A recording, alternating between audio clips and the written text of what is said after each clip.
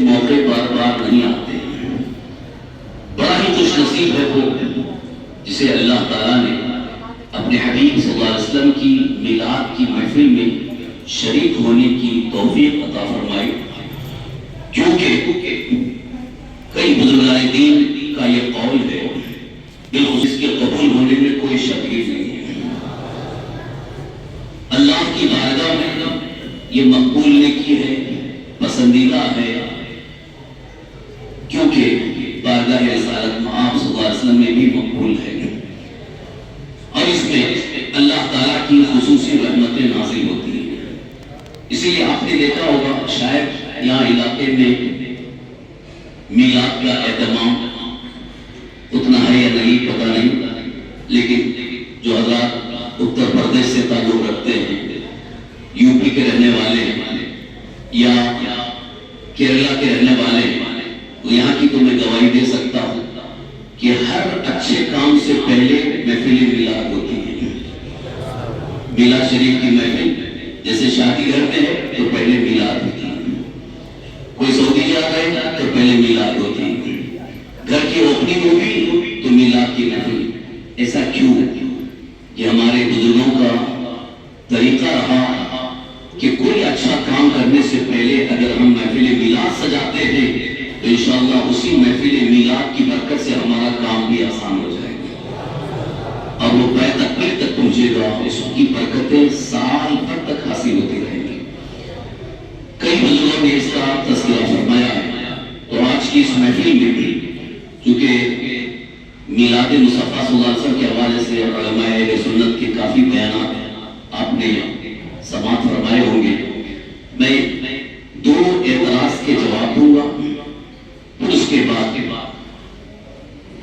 جو اس جشن کے اہتمام پر اعتراض ہے کہ جشن کیوں کیا جاتا ہے، جشن کا مطلب خوشی، جشن کیوں کیا جاتا ہے، جلوس کیوں نکالا جاتا ہے، یہ ایک اعتراض ہے، ایک سوال ہے. اور یہ میں ابھی اس لیے پیش کر رہا ہوں کہ سوشل میڈیا اس وقت ایک بہت بڑا فتنہ بنا ہوا ہے. سوشل میڈیا پہ واٹس ایپ گروپ پہ یہ بات پھیلائی جا رہی ہے کہ جشن کیوں منایا جاتا ہے، جبکہ اللہ کے رسول صلی اللہ علیہ وسلم کا وصال ہوا 12 ربیع الاول کو. 12 ربیع الاول کو حضور صلی اللہ علیہ وسلم کا وصال ہوا، حضور پردہ فرما گئے.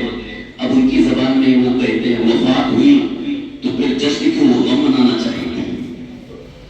جب کسی کا انتقال ہوتا ہے تو اس پر غم منایا جاتا ہے، خوشی نہیں منائی جاتی. تو اب ایک نیا یہ سوچا چھوڑا گیا کہ 12 ربیع الاول کو آپ کو جشن اور خوشی نہیں منانا چاہیے، غم منانا چاہیے. میں اس کا جواب بہت آسان انداز میں آپ کے سامنے پیش کرنا چاہوں گا. یہ ان لوگوں نے یہ بات پیش کی شاید انہوں نے ابھی تک میلاد مصطفیٰ کو سمجھا ہی نہیں. جو نہیں سمجھ پائے وہ ابھی تک الجھے ہوئے ہیں، ابھی تک اسی میں الجھے ہوئے ہیں، اور وہ خود کیا کہتے جا رہے ہیں خود بھی نہیں سمجھ پا رہے ہیں. ایسا لگ رہا ہے کہ جیسے کسی کو پاگل کتا کاٹ لیتا ہے تو کچھ بھی بھوکتا رہتا ہے، ویسے ہی معاملہ ہو گیا ہے، کچھ بھی بھوکتے چلے جا رہے ہیں. ایک نے تو کہا یہ سب اسلام کے اندر پیوند کاری ہے، ویلڈنگ کا مطلب یعنی جیسے کسی چیز کو جوڑ دیا گیا، پہلے کچھ نہیں تھا یہ جوڑ دیا گیا ہے، یہ پیوند لگا دیا گیا. جیسے کپڑا پھٹا تھا اس میں کسی کپڑے کو لگا دیا، یہ پیوند کاری. اس طرح کی باتیں سوشل میڈیا پر گردش کر رہی ہیں اور ہمارے نوجوانوں کو اس سے دور کرنے کے لیے بڑی کوششیں جاری ہیں. اور ان سب کا مقصد صرف ایک ہے. یہ جو باتیں کہی جا رہی ہیں اس کے پیچھے ایک راز ہے، ایک بہت بڑا راز ہے، اور یہ ساری سازش ہے یہودیوں کی. یہودیوں کی سازش کو آپ مسلمان سمجھ نہیں پا رہے ہیں. جن یہودیوں نے آج فلسطین میں کیا کر رکھا ہے، فلسطین کے مسلمانوں پر ظلم ڈھایا، بچوں کو تڑپایا. آج بھی پوری دنیا اس ظلم کو دیکھ رہی ہے کہ وہی یہودی قوم ہے جو صدیوں سے اسلام اور مسلمانوں کی دشمن رہی ہے. تو ان کی ایک سب سے بڑی سازش اور کوشش یہ ہے سے محبت رسول کو نکال دیا جائے. حضور کی عظمت بزرگی کا ایک جو تصور ہے وہ تصور ختم کر دیا جائے. اس کے لیے چند لوگوں کو انہوں نے ڈالر دے کر ریال دے کر اس کام پہ لگا دیا ہے. بس یہی کرتے رہنا, اس سے لوگ جو ہے دور ہو جائیں گے, ان کے دلوں سے خود بخود حضور کی محبت ختم ہو جائے گی. یہ بہت بڑی سازش ہے. تو جو لوگ ابھی تک سازش کو سمجھ نہیں پائے وہ اسی میں گمراہ ہو گئے ہیں. تو میں آپ سے گزارش کروں گا کہ یہودیوں کی سازش کے شکار نہ ہو,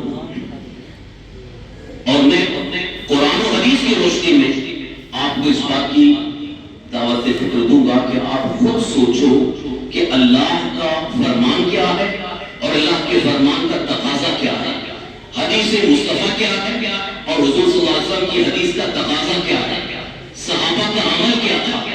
یہ تین چیزوں کو اگر آپ نے سمجھ لیا تو انشاءاللہ عزیز آپ کا ایمان کوئی چھین نہیں سکتا ہے. اور یہ آپ کو ذہن میں رکھ کر کے چلنا ہے کہ ہماری زندگی میں ہم جو کچھ بھی کمائیں, جو کچھ بھی حاصل کریں, کوئی قیمتی نہیں ہے. سب سے زیادہ قیمتی ہمارا ایمان. بات صحیح ہے, ایمان سب سے زیادہ قیمتی ہے مسلمان کے لیے. اس سے بڑی چیز کوئی چیز نہیں ہے. اگر ایمان سلامت ہے تو ہماری دنیا بھی بہتر ہے, اور دنیا سے جانے کے بعد جو لمبا سفر ہے جس کو سفر آخرت کہا گیا, وہاں کی ساری نعمتیں اس کا دار و مدار ایمان پر ہے. رسول کائنات صلی اللہ علیہ وسلم ارشاد فرماتے ہیں انما الاعمال بالخواتیم, سارے اعمال کا دار و مدار خاتموں پر ہے. ایک تو وہ حدیث جو مشہور ہے انما الاعمال بالنیات, سارے اعمال کا دار و مدار نیتوں پر ہے. یہ بھی حدیث ہے کہ حضور ارشاد فرماتے ہیں کہ سارے عمل کا دار و مدار ایمان پر ہے, خاتمے پر ہے. خاتمہ ایمان پر ہوگا تو آپ کے اعمال کا ثواب ملے گا. جو آپ اتنی نمازیں پڑھ رہے ہیں کس لیے پڑھ رہے ہیں؟ تاکہ بعد میں کام آئے. انتقال کے بعد میدان محشر میں اللہ کی بارگاہ میں پیش ہوں گے, ہمارا نام اعمال پیش ہوگا, تو وہاں کے لیے نمازیں, روزے, زکات, حج اور دیگر عبادات اور نیکیاں یہ سب آپ جمع کر رہے ہیں. کیا اس کا ثواب بغیر ایمان کے جانے کی صورت میں مل سکتا ہے؟ کسی بھی معتمد عالم دین سے آپ پوچھ لیں کہ اگر کوئی ایمان والا نہیں ہے, وہ زندگی بھر نماز پڑھ رہا ہے, روزے رکھ رہا ہے, بہت بڑی عبادات کر رہا ہے, 100 حج کر چکا ہو, کیا اس کا ثواب ملے گا؟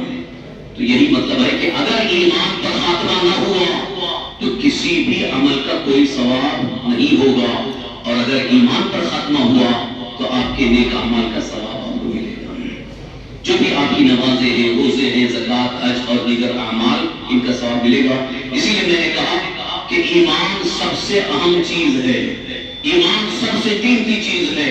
اگر ایمان سلامت ہے تو اللہ کی بارگاہ میں وہاں مقبولیت بھی ہے, رب کی بارگاہ سے ہمیں نجات کا پروانہ بھی ملے گا اور جنت میں جانا بھی نصیب ہوگا. قرآن کریم میں آپ جہاں کہیں جنت کا تذکرہ پڑھیں گے وہاں یہی ہے کہ ایمان اور عمل صالح, ان الذین آمنوا وعملوا الصالحات كانت لهم جنات الفردوس نزلا, بے شک جو ایمان والے اور نیک عمل والے ہیں ان کے لیے جنت الفردوس ہے مہمانی کے لیے. یعنی انہیں بہت شاندار استقبال کے ساتھ جنت الفردوس میں پہنچایا جائے گا. یا ایمان, تو جہاں کہیں جنت کا تذکرہ ہوگا وہاں ایمان والوں کا ہی ذکر ہوگا. اسی لیے میں عرض کرنا چاہوں گا کہ آج ہر مسلمان کو یہ ذہن میں لے کر کے زندگی گزارنا ہے کہ ہماری سب سے قیمتی چیز ہمارا ایمان ہے. اور ایمان کس چیز کا نام ہے اور ایمان کس طرح سے مضبوط ہوتا ہے اور ایمان کی سلامتی کس صورت میں ہے وہ آپ ذہن میں رکھیں. انشاءاللہ ایمان کی حالت میں دنیا سے جائیں گے. ایمان کی حالت میں دنیا سے جانا ہے, یہ آرزو ہے, یہ تمنا ہے. کیوں اس لیے عرض کر رہا ہوں کہ ایک حدیث پاک کے حضور اکرم صلی اللہ علیہ وسلم نے ارشاد فرمایا کہ انسانوں کا دل ایسا ہے کہ جیسے کھلے میدان میں پتا پڑا, کھلے میدان میں ایک پتا درخت کا پتا پڑا ہو اور ہوا اسے ادھر سے ادھر کر رہی ہو، یعنی ادھر سے ہوا چلی تو پتا اڑتے ادھر جائے، ادھر سے ہوا چلی پتا ادھر جا رہا ہے، یعنی دل جو ہے الٹ پلٹ ہوتا رہتا ہے۔ اور حضور صلی اللہ علیہ وسلم ارشاد فرماتے ہیں اگر کوئی ایمان پر ثابت قدم ہوا چل گیا تو وہ کامیاب ہے۔ آج کے حالات وہی ہیں کہ آج معاملات کو دیکھ کر ادھر ادھر کی باتیں سن کر کبھی کبھی دل پلٹ جاتا ہے، دل کے اندر ڈگمگاہٹ پیدا ہوتی ہے کہ پتہ نہیں یہ صحیح ہے کہ یہ صحیح ہے، یہ جو کہہ رہا ہے یہ صحیح ہے کہ یہ کیسا ہے۔ تو اس طرح سے اگر اللہ نہ کرے دل کفر کی طرف پلٹ گیا تو پھر سارا معاملہ ختم ہو گیا۔ اس لیے ایمان پر ثابت قدم رہنے کے لیے، ایمان پر دل کو جمانے کے لیے کیا چیز ضروری ہے وہ حدیث پاک کی روشنی میں سن لیں۔